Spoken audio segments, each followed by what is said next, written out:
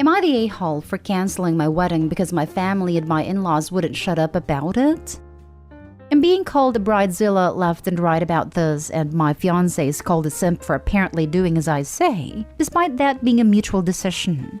My family and my fiancé's family have tried to have a say at our wedding in every aspect possible. How many guests we will invite, who we will invite, what kind of suit my fiancé will wear, what kind of wedding dress I'll wear, what kind of venue we will book, what kind of food we will have, what kind of music we will play, what song we will have our first dance to. Everything we've planned our families always judge, and aren't pleased and always have something negative to say. Planning our wedding has been more stressful and less fun for that reason. I feel like I can't have the wedding I want to have because they'll find a way to ruin it. At this point, I don't enjoy any of it, and neither does my fiancé. We try to make our boundaries clear with our family several times, and they'd get mad and somehow got worse whenever we tried to set boundaries. So, my fiancé and I both decided we will not have our wedding, and we will just go to the courthouse with our two best friends as witnesses. And that's it. No parties, no venues, no receptions. Just us, with our dream dress/suit and our two best friends. And after that, we'll book a restaurant to have some dinner with our 10 closest friends. That's all.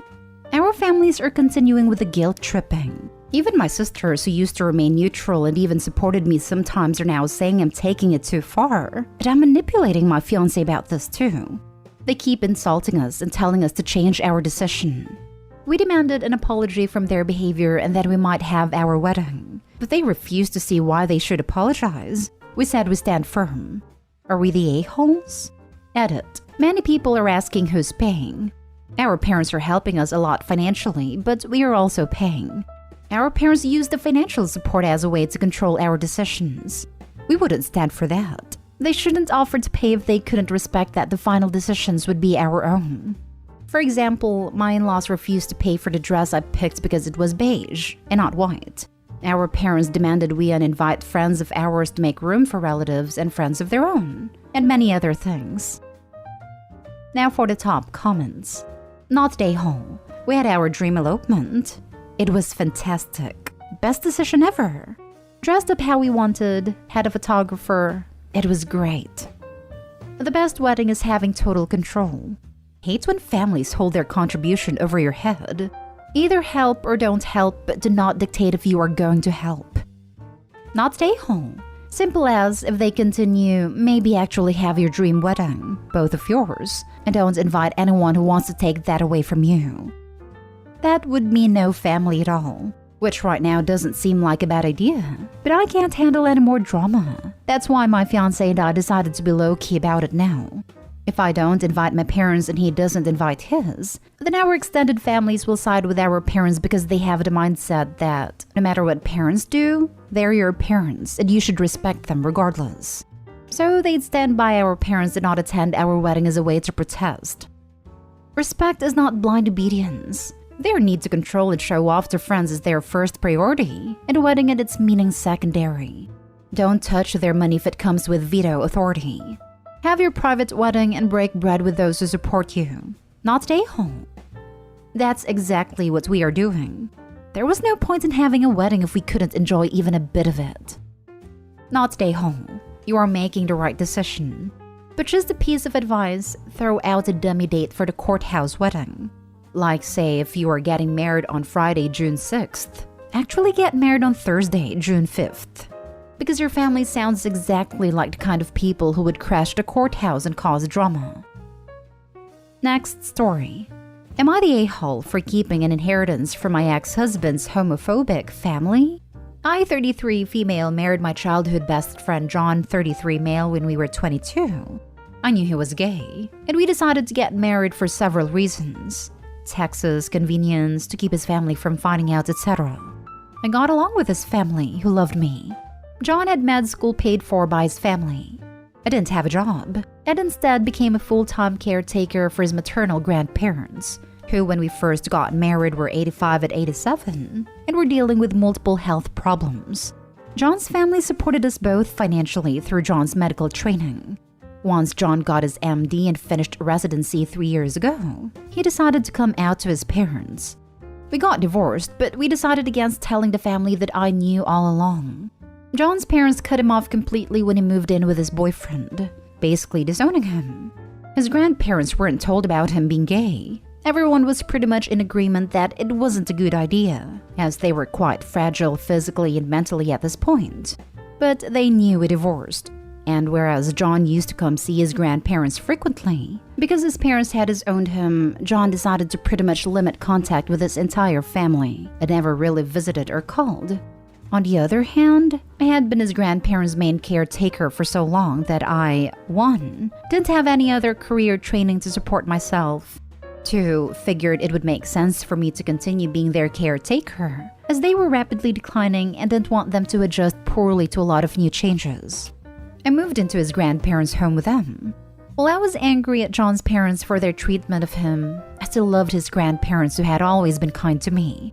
When they passed within a few weeks of each other, his grandfather ended up willing almost their entire estate to me, about $12 million in assets, while John and his mom each received about $50,000.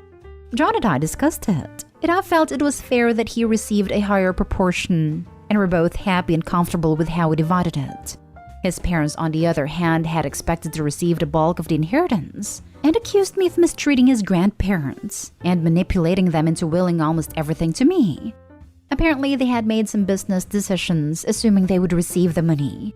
They also argued that they would have gone ballistic if they knew John was using their money to fund his lifestyle. I honestly hadn't thought of their will at all when they passed. It had never come up, but I feel John deserves the money after the way his parents treated him. And John tells me I deserved to be taken care of after I spent more than a decade of my life caring for his grandparents. Are we the a-holes for keeping the inheritance when his parents had made plans based on their assumptions of the inheritance? Not a-hole. Play stupid homophobic games, win stupid homophobic prizes. Even if John's parents were decent people, Opie spent a decade caring for them. It deserves whatever she felt was right to give her, which in this case I agree with. She gave her 20s to them and was with them until the end.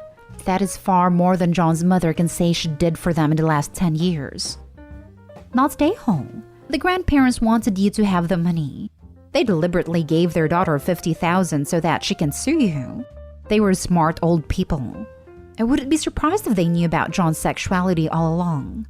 Never underestimate people just because they're old. Honestly, I think they did know but never mentioned it. It seems likely his parents told them, or word somehow got out.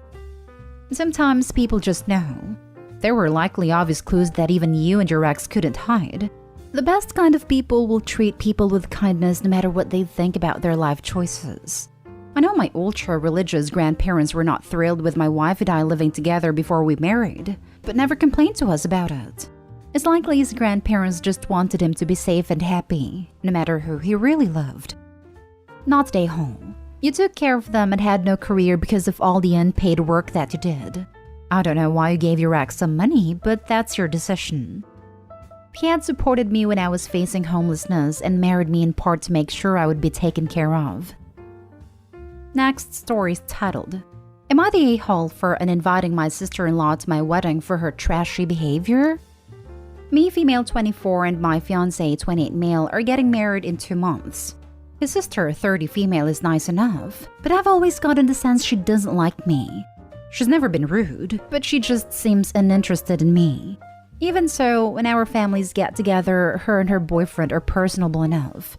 I come from scholars and they don't, so my family liked that she's a nurse. Or so we thought. My cousins, both 34 male, came to town for a visit last week and said they were going to go out that night and they wouldn't be back till way late. They ended up coming back super early. And when we asked, me, my parents, and my fiancé, what happened, turned out they got kicked out of a strip club for taking a picture of a dancer. And it was my fiancé's sister. I was mortified because I never took her for her type. We told fiancé's parents and it was a huge thing. Lots of drama between her and their parents. Eventually, everything calmed down and it became she's an adult. It's none of our business. This really rubbed me the wrong way. But I told fiancé that I was no longer comfortable with her coming to the wedding. I was met with a lot of resistance, but eventually he agreed. When I called her to explain myself, she blew up at me and told me I was shaming her for something that didn't affect me. I told her it did affect me if she would be bringing a trashy atmosphere to my wedding. We come from money, and the last thing I want is men lining up for services outside a broom closet. And I told her that much. She said she was offended that I suddenly think of her that way, and I told her she was more suited to a bachelor's party than a wedding, and I hung up. Well, ever since then, their family has been telling me how much of a witch I am for telling her what they want. And now my fiancé is starting to say I should reconsider, but I don't think bringing a stripper to a wedding is appropriate. Now for the comments. I come from scholars and they don't. You're the a-hole just for that statement. Are you going to ban your trashy cousins who went to the strip club as well? They'd probably be the first in line for her services should she decided to offer. What the heck does I come from scholars even mean? Does this brain surgeon know that 1, education does not equal intelligence, and 2, even if it did, intelligence is not always hereditary, and smart people have dumb kids all the time? Info. Where does the sister exhibit trashy behavior in this story? The only one acting trashy is you. And the cousins who violated her privacy by taking a picture. You're the a-hole. I'm missing exactly where your sister-in-law exhibited trashy behavior. She has a job she keeps private. Period. You literally had no idea until your family started to creepily sneak pictures of her while they were out drinking and carrying on. Your sister-in-law may work at a club, but your family was kicked out of the same place for being classless and out of line. They were literally too trashy for the atmosphere you're complaining about. Then you decided to dip yourself further into the dumpster fire of trash that is your family by blasting an adult's business to her parents as if she's a little kid caught skipping school. Was the tattletale nonsense necessary about something that's clearly zip all of your business? And again, while your sister-in-law is busily doing nothing offensive, you're worried your family and friends are so completely trashy themselves that they'll be lining up at a wedding, no less, for services no one has even offered, like a pack of crazed animals. What kind of people are you related to that this is going to be a problem? I don't know what kind of scholars you've got hanging around, but I have literally never, ever had to worry my family or friends are going to sexually assault other people en masse. You're the a-hole. Now for the last story. Am I the a-hole for letting my daughter wear a tiara to my cousin's wedding? My 32 female daughter Chloe, 4 female, has a fascination with princesses. She loves the color pink, wears only dresses, and has an array of tiaras she wears everywhere except at preschool where she can't, but she does have it in her backpack. My cousin 33 male Alex, fake names, invited us to his wedding, which was this past Saturday. Chloe was excited because she got to dress up and stay dressed up the entire time. She also couldn't wait to see the bride's dress. She asked if she could wear her princess tiara, and I said of course. We got to the wedding on time. However, the start time was delayed for unknown reasons. 15 minutes after it was supposed to start, one of the bridesmaids came out and told me that the bride Jen, 31 female, was refusing to come out because my daughter was wearing a tiara. I thought she was joking, but she wasn't. Apparently, the bride was also wearing a tiara and wanted to be the only one wearing it. I told the bridesmaid that Chloe loves tiaras and always wears them.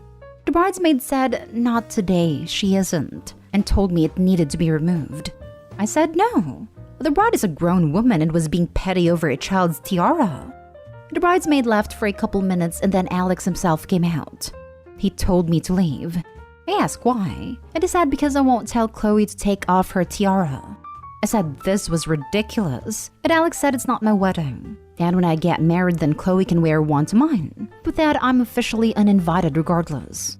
Others around me told me to just take it off, and I wouldn't. Alex's mom came over and escorted us out. Chloe was upset and crying because she feels she did something wrong. And I'm upset because I can't believe someone would be jealous over a literal 4-year-old. I also feel bad because Chloe was really looking forward to seeing Jen's dress because she loves wedding dresses. But literally no one is on my side. Am I the a-hole? Edit. Someone asked if my cousin has a mental illness. I said no, but the bride has Asperger's, and they said that's important for you all to know.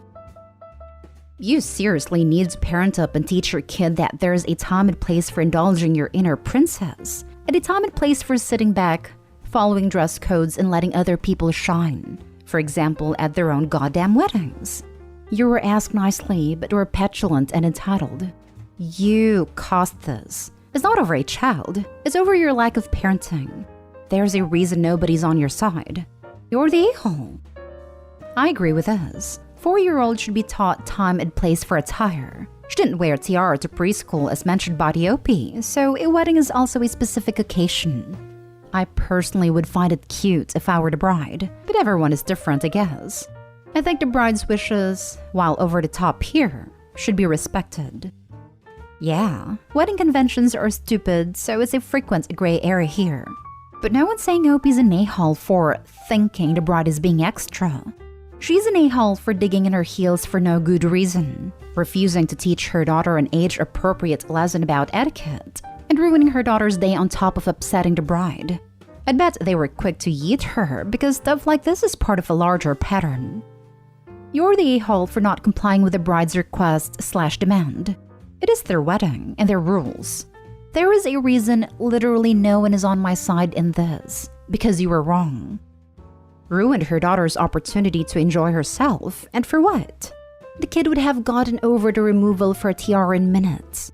So much more upsetting to have to leave the wedding and not get to do the thing she was actually looking forward to, which was admiring the bride.